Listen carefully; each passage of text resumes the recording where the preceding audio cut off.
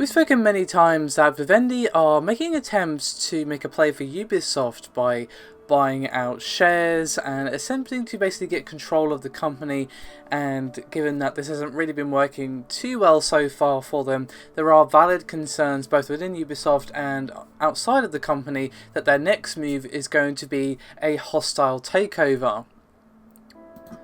Now, as I've also said many times now, the top execs over at Ubisoft have made it clear that this is not something that they want, including Yves Guillemot, of course, the top dog over at Ubisoft. And now we have some comments from the VP of Live Operations, Anne Blondell. And according to her, if Vivendi does succeed in their nefarious plans, Ubisoft wouldn't be the same company and it wouldn't get to make the same games. Now, she made these comments in an interview with PC Games N, and she said, quote, "The thought I have is that I have been here with Ubisoft for 20 years and I know what's made us so successful for 30 years. It's being super independent, being very autonomous. On sales, well, sometimes we take a lot of risk. You think about The Crew, that was a risk. People would look at that like, maybe it's not going to work, another racing game, what are you thinking? Child of Light, Valiant Hearts, all those kinds of titles." Now here's the thing, now while Ubisoft has kind of become synonymous with the Radio Towers open world sandbox game that have become, sad to say, kind of cookie cutter in the last few years, you know, Watch Dogs 1, obviously not the second one, I've had the second one, it's actually really good, I haven't played it yet myself, but regardless, you know, despite all its promise, was not really all that innovative. It was basically just another open world game, and Assassin's Creed has kind of fallen into that trap as well, and they do seem to be turning all their franchises into this thing is now open world, like with the upcoming Ghost Recon game. However, they are also known for taking risks, for innovation.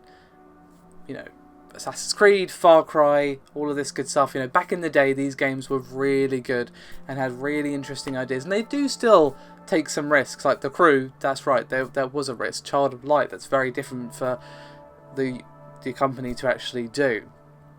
Of course, they've done other stuff such as Far Cry, Blood Dragon, and all this other stuff. So, while in some ways they're a very safe company, they also publish stuff like South Park, The Stick of Truth, and of course the upcoming Fractured But Whole. And they themselves make some creative games. So there is a lot of creativity there, and these successful franchises, while they've kind of become a bit stale in more recent years, you know, not even that long ago, they themselves were quite creative. Let's not forget that Watch Dogs 2 is also a bit of a risk in itself, because, well, not only did the first game not sell brilliantly and didn't get received all that well, it did sell well, but it got critically panned and eventually the sales kind of tapered off. Watch Dogs 2 is very different. It's a pretty sharp turn in direction, and it's very different style and tone. And she said, quote, "I think that's what makes Ubisoft so different, and personally speaking, I think this is what we are. This is what we want to remain, and it has made us successful and been able to deliver the type of games we've been delivering for 30 years. So yeah, Ubisoft deserves a lot of flack for some of the things that they've done in recent years, some of the games they've put out and some of the decisions that they've made. They definitely deserve to be called out on that.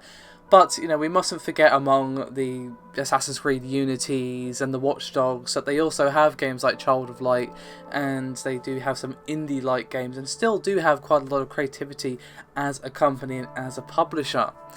So, I personally don't want to see them being taken over by Vivendi because, well, if their independence is so fiercely ingrained with their values as a company, it probably would change. I mean, it's entirely possible that they would change for the better, but when you take over a company that doesn't want to be taken over, it's probably not going to go well, because obviously the employees are going to be working for people that they didn't really want to be working for, and the same with the higher-ups and all that good stuff, and they're going to have to listen to decisions that they might not agree with and all this other stuff. So while it is indeed possible that we could see a turn for the better for Ubisoft, personally I don't want them to see them lose their independence, because to be honest, if that happens, they probably would just become another studio that puts out the same game, and while they're kind of hedging towards that recently, they still do enough different to not be that entirely.